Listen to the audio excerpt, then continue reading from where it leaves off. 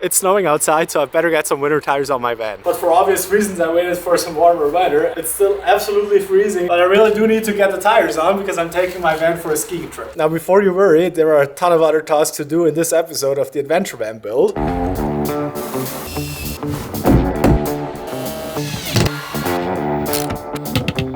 I'm gonna talk to you about the tire selection in just a minute, but first we've got all the tools ready, the gloves, so let's get the first wheel changed.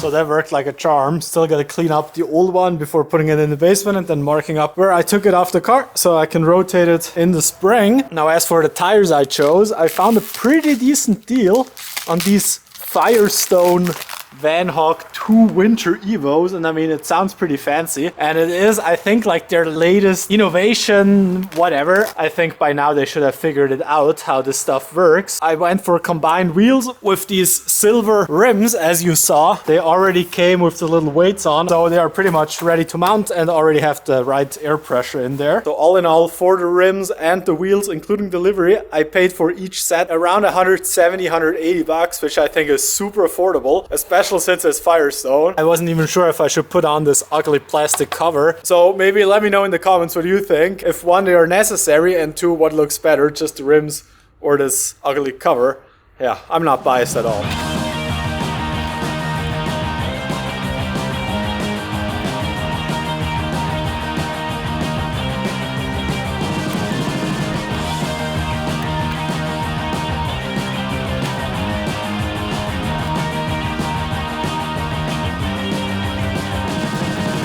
I've got 3 of the 4 done, but now the front right one, ever since I changed the brakes, it squeaked super loud, and I have a suspicion that I didn't put enough grease on the little guide rails, so I'm just gonna disassemble the brake caliper and have a look before installing the new tire.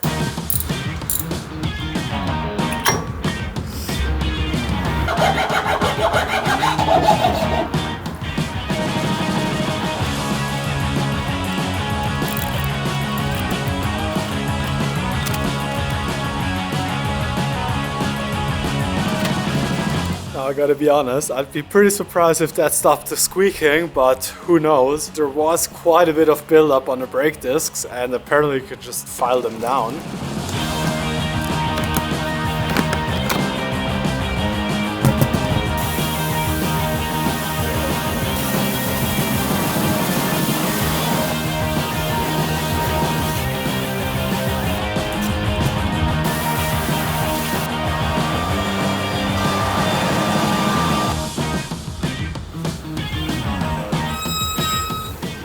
Definitely got a bit better, but there still was some squeaking. At least now it's when I turn full on left, and before it was when I'm driving straight. It is super annoying. It's extremely loud from the outside. If I drive by some people and it starts squeaking, they get so scared. It's super embarrassing for me. Pretty gross outside today, so I reparked into the garage. Today's job definitely isn't going to be the most fun one, because we got a fixed little solar reach through. It comes in somewhere in here, and then the last episode I figured out that I can't get the cable through the conduit. And also it's kind of impossible to get the cable through here once these are on, because if I loosen them, then the nut in the inside falls off and I can't get that on anymore. So I ordered a new one that doesn't have the reach throughs, but the MC4 pins, I think, and they're hooked up to the cabling, which should make it a lot easier. But that means we gotta take the old one off, and there's so much C-cuff legs on, I have no clue how we're gonna do that.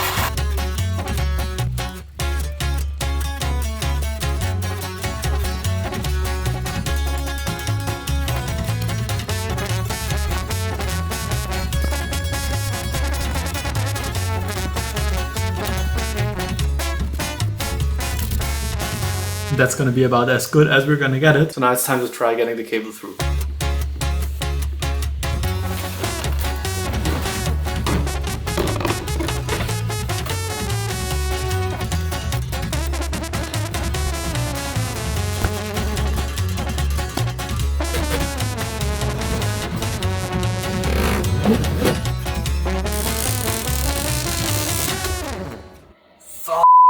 Now that was attempt number like 723, and I just spent 2 hours trying to get this thing through, but little fishing tape slipped off again. And yeah, maybe now you see why it would have been impossible to do it with the little box still on. I mean, it's still impossible. It's already lunchtime and that was the only thing I did so far. Almost 4 hours in total.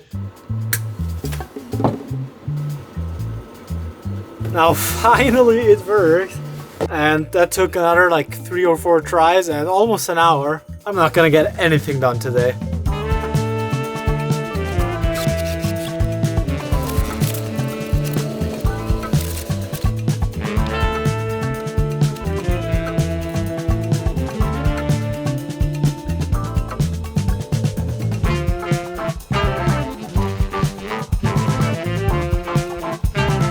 So I finished sealing everything up with some white Sikaflex, and it sure isn't the prettiest, but it's definitely going to be watertight. So first I'm going to connect the positive and negative of the solar input through the switch and then up into the MPPT, which we installed in the last episode. And the negative wire goes straight into the charge controller.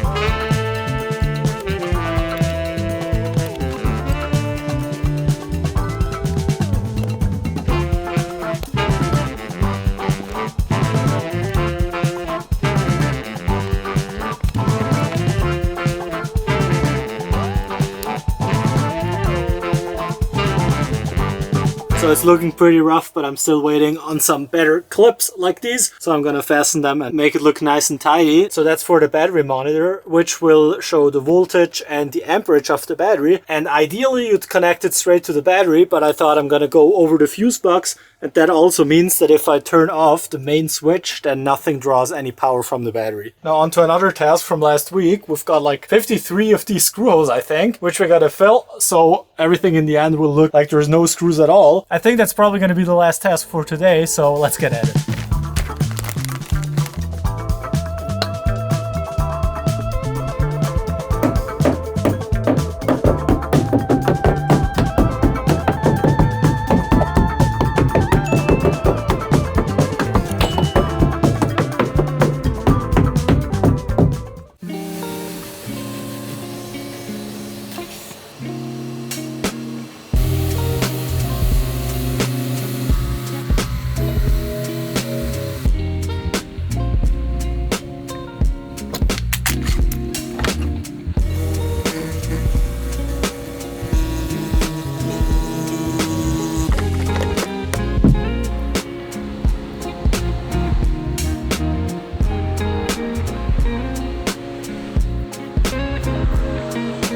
So that's one side done. Now on to the other, I don't know, 40 plugs.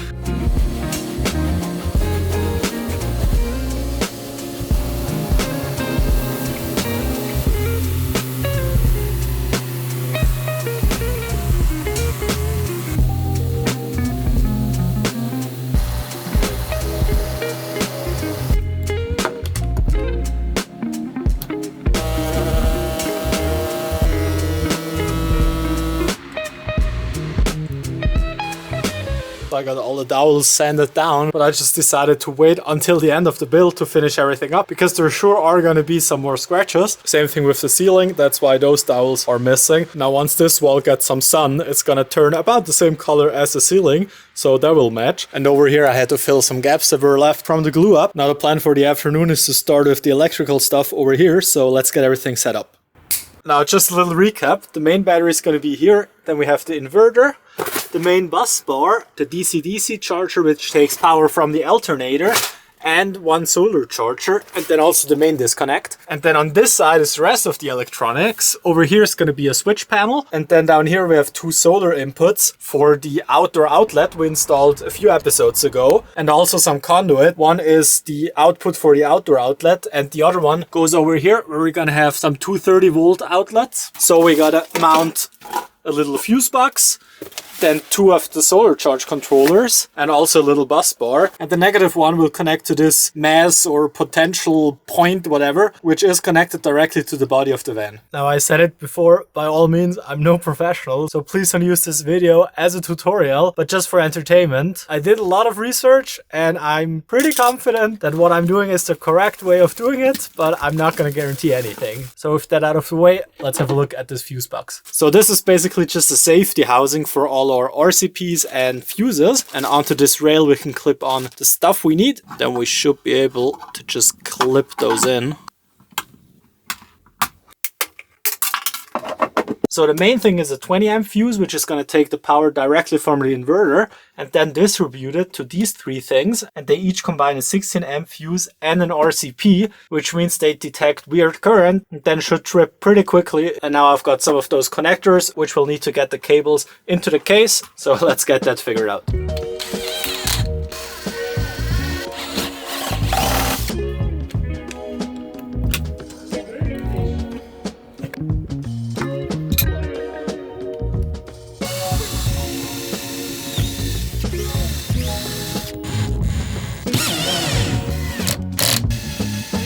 So the fuse box is up and I've got 5 connections now, 3 outlets, 1 inlet, and then a small one which will go to the potential thingy. Also, I got this little light and I think it's about time I use it. So you see what I'm doing a bit better. Next step will be mounting these solar chargers. I made these heat shields in the last episode because there are some fins on the back that are going to be pretty close to the wall, and I don't want that to be overheating because it's just plywood. So now we're going to mount those over here as well.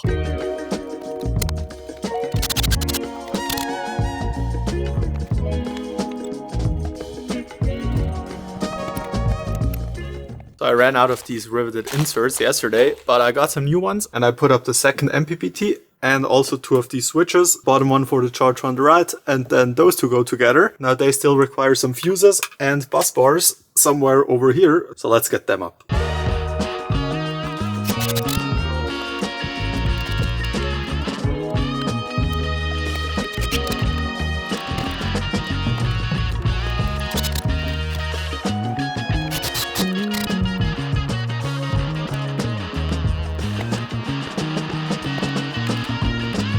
Just added the fuse box over here and it definitely is a bit messy and cramped, but I mean, what isn't in this van? Now while driving, the van is gonna vibrate a ton and the bolts might loosen in the riveted inserts. So I gotta get the bolt out, put a little bit of the blue Loctite on, I have no clue how much, and bolt it back in.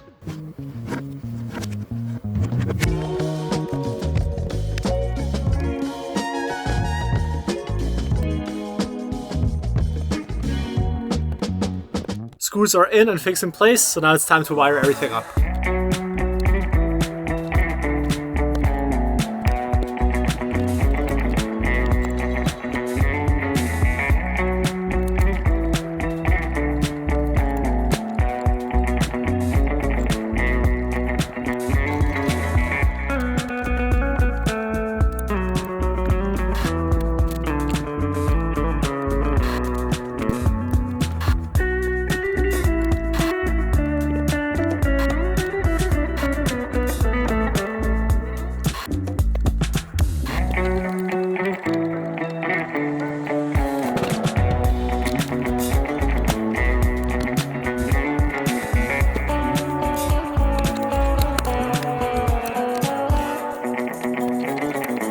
That was another productive electrical evening shift, but it is starting to get messy. Yeah, there's a ton of cables. I ordered some more clips for cable management, so that's going to be something for next episode. But I did add a few things. A 25mm connection from the negative to the van's chassis, which is super important. That's where the negative from the DC-DC charger is going to run, because I couldn't fit a second cable into the white conduit back to the car battery. So I'm gonna take this route instead. I also put on some self-locking nuts so they wouldn't rattle off, and I finished connecting up the fuse box. So aside from all the switches, the 12-volt system on this wall is pretty much done. Still missing are the house battery and all the thick wiring, because I wanted to wait and measure everything out, because those cables are gonna be super thick, up to 95 square millimeters in surface area, which I believe is almost 20 millimeters in outside diameter. And there's so much copper in them, they're are super heavy and extremely expensive. So I just put an order together over like 450 bucks, which does hurt a bit. It's gonna take a week for the stuff to show up, so that's gonna be the next episode. But to end this one, I want to wire up everything that's gonna be in the 230 volt box, which means pulling some cables, getting the 4 fuses in, and then using these Vago clamps to hook everything together. All right, so thanks for watching, and now let's get this done.